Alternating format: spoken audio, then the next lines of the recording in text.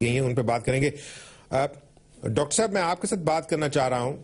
کہ جو 2 چیپٹرز اس کے اندر ہیں اسپیشلی ایک تو جس میں انہوں نے کہا کہ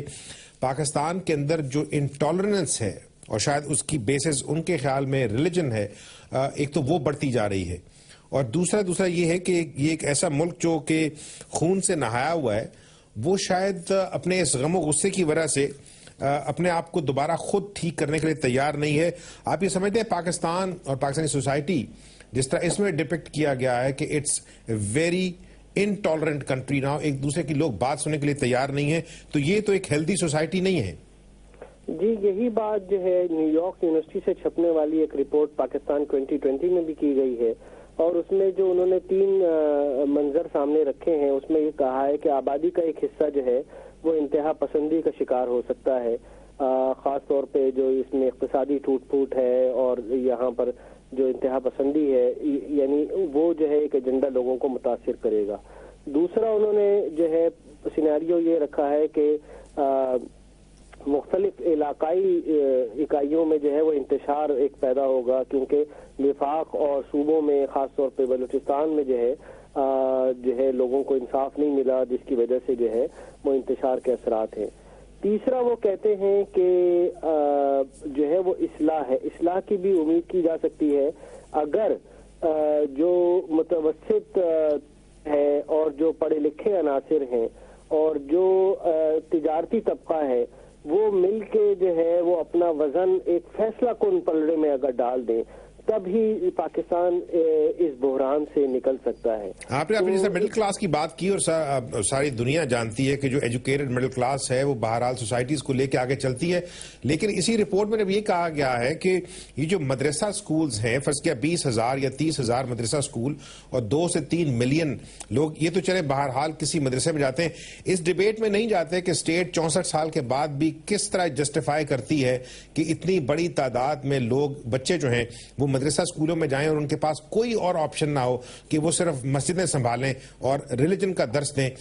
اس کا مطلب ہے کہ اسٹیٹ ایک تو خود ایڈمٹ کرتی ہے, جیسا مشرف صاحب جب یہ ان کو کریڈٹ دیتے رہے ہیں کہ وہ فیل ہوئی ہے اپنے تمام بچوں کو ایک طرح کی تعلیم دینے میں. لیکن جو میرا سوال ہے آپ سے کہ اگر فرض کیا یہ جو غریب ہیں جو مدرسوں میں جا رہے ہیں وہ غریب جو پیلے اسکولوں میں جا رہے ہیں جو انگریزی میڈیم اسکولوں میں نہیں جا سکتے جن کے پاس لائف میں پروگرس کے جو چانسز ہیں وہ اتنے نہیں ہیں, تو یہ تعداد جو ہے وہ تو روز بروز سال بسال بڑھتی جائے گی, تو پاکستان جو ہے وہ تو خود بخود غربت کی وجہ سے ان گورنیبل ہوتا جائے گا. یہ آپ نے بالکل درست جانب نشاندہی کی ہے کہ اور اکانومسٹ کی رپورٹ میں بھی کہا گیا ہے کہ پاکستان ہر سال جو ہے ورک فورس میں 3% کا اضافہ تو ہو رہا ہے لیکن اس کی جو ایبسارب کرنے کی ہمارے پاس کیپیسٹی ہے وہ پاکستان میں نہیں ہے. یعنی جو لوگ انگریزی میڈیم اسکولوں سے یا کالجوں سے اور یونیورسٹیوں سے مثال کے طور پہ ایک یونیورسٹی سے آج کل کئی 100 جو ہے بزنس ایڈمنسٹریشن کی ڈگری لے کے لوگ نکل رہے ہیں, لیکن ان تجارتی امور میں بھی مہارت کے ساتھ باوجود ان کو جو ہے کسی باعزت روزی کا جو ہے کوئی گارنٹی نہیں ہے. تو یہ جو ہے لوگوں کو پھر ایک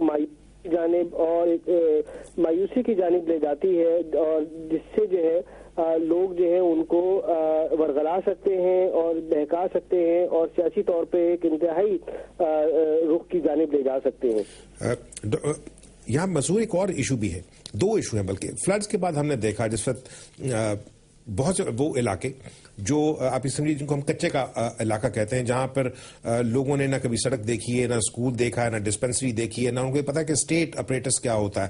تو وہ جب کچے سے علاقے جب وہ سارا علاقہ فلڈڈ ہو گیا اور وہ نکل کے باہر آئے اور سندھ میں بیٹھے شہروں میں, ایک تو وہ واپس جانا نہیں چاہتے تھے, لیکن اگر فرض کیا اتنی بڑی تعداد جو ہے اور نارمل فیملی کا سائز وہاں پہ when I went there interviewed وہ 8 سے لے کے 15 بچوں تک ہے. اب وہ فیملیز جنہوں نے جو اسکول ہی نہیں گئے جن کو پتہ ہی نہیں کہ اسٹیٹ ان کو کیا دیتی ہے, ایک تو یہ ایشو کہ وہ آہستہ آہستہ بڑھتے جائیں گے. تو یہ جو ہمارے لیڈر جو ہیں جو جس قسم کی مزید ہمیں باتیں بتاتے رہیں گے پاکستان پیرس بنے گا لندن بنے گا, وہ پاکستان ہی بن جائے جو 70s تک تھا. دوسری چیز ہے کہ اسٹیٹ جو ہے وہ اپنے سٹیزن کو کیا دیتی ہے, کیا دینا چاہیے. عامر صاحب سب سے جو امپورٹنٹ چیز ہے کہ آپ نے پاکستان کے 18 کروڑ لوگوں کو, بیکاز ہیومن ریسورس ہے ہمارے پاس باقی ریسورسز یا انڈر ڈیولپڈ ہیں یا ہے نہیں, ہمارے پاس ریسورس ایک ہی ہے, وہ ہے ہیومن ریسورس. وہی ہماری اسٹرینتھ بھی ہے اور وہی ہمارا بگیسٹ تھریٹ بھی ہے. اس کو اسٹرینتھ میں کنورٹ کرنے کے لیے, اپنی طاقت بنانے کے لیے, جو سب سے زیادہ ایک امپورٹنٹ چیز, جو اہم چیز جو میں اپنی نظر میں سمجھتا ہوں, وہ یہ ہے کہ ہمیں ایک یونیفارم سسٹم آف ایجوکیشن دینا پڑے گا. اگر ہم یہ public schools, middle class private schools اور پھر اپر کلاس پرائیویٹ اسکولز, اگر ہم نے یہ تفریق رکھی تو یہ تفریق جو ہے یہ اگلی آنے والی نسلوں میں بھی موجود رہے گی, اور ہم ایز اے کوہیرنٹ سوسائٹی, ایک ایسا معاشرہ جہاں پہ لوگ ایک طرح سے سوچتے ہوں, ہم اس طرح آگے نہیں بڑھ سکیں. دوسری چیز جو میں آپ کو کہتا ہوں کہ اگر فرض کہ یہ جو مڈل کلاس کے ایریاز ہیں, جن کو ہم افلوئنٹ ایریاز کہتے ہیں, کراچی میں, لاہور میں, اسلام آباد میں, اگر اسٹیٹ جو ہے وہ ان کو لائف اور پراپرٹی کی گارنٹی نہیں دے سکتی, جو لا اینڈ آرڈر کی سچویشن ہے, مرڈرز کی اگر تعداد دیکھ لی جائے پچھلے 4 سال میں, وہ مطلب بیان نہیں کی جا سکتی. دوسری سب سے بڑی چیز, اگر آپ کو بجلی اور پانی, گیس نہیں مل رہا, آپ کے علاقوں کے اندر سرکاری اسکول نہیں ہے, ڈسپینسریز نہیں ہیں, ہاسپٹل نہیں ہے جو ڈیلیور کر رہے ہیں, تو کل کو تو یہ پڑھا لکھا طبقہ اسٹیٹ سے کہہ سکتا ہے کہ جناب اگر آپ یہ ساری ہمیں چیزیں نہیں دے رہے تو پھر ہم آپ کو ٹیکس نہیں دے رہے. یہ بڑی ایک امپورٹنٹ بات کی ہے آپ نے. اس وقت جو tax to G D P ratio ہے پاکستان کا, وہ 3rd lowest in the world ہے. دنیا میں کم ملک 3رے نمبر پہ کم ہے. اب پرابلم یہ ہے کہ جو ٹیکس پیئر ہے اس کا جو کیس ہے وہ یہ کہتا ہے کہ میں جو ٹیکس دیتا ہوں وہ ٹیکس لگتا نہیں ہے اس طرح سے جس طرح سے لگنا چاہیے. ریاست یہ کہتی ہے کہ جی چونکہ آپ ہمیں پورا ٹیکس نہیں دیتے اس لیے ہم اس پوزیشن میں ہی نہیں ہے کہ ہم ڈیلیور کر سکیں.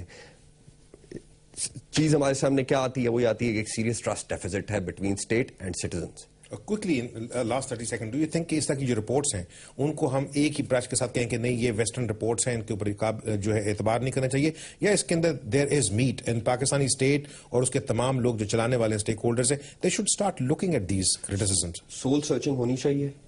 کرٹیسزم کو آپ یہ جب ایبلٹی ہم جب ایک بحثیت قوم جب ہم یہ ایبلٹی ڈیولپ کر لیتے ہیں عامر صاحب کہ ہم اپنے آپ ہم سیلف کرٹیسزم کر سکیں, اپنے آپ کی سیلف کریکشن کر سکیں, ہم ٹھیک راستے پر چلنا شروع ہو جائیں. Mansoor Awan, thank you very much for joining us. اور ڈاکٹر نجم عباس جو لندن سے ہمارے ساتھ ٹیلی فون لائن کے اوپر تھے, بہت بہت شکریہ.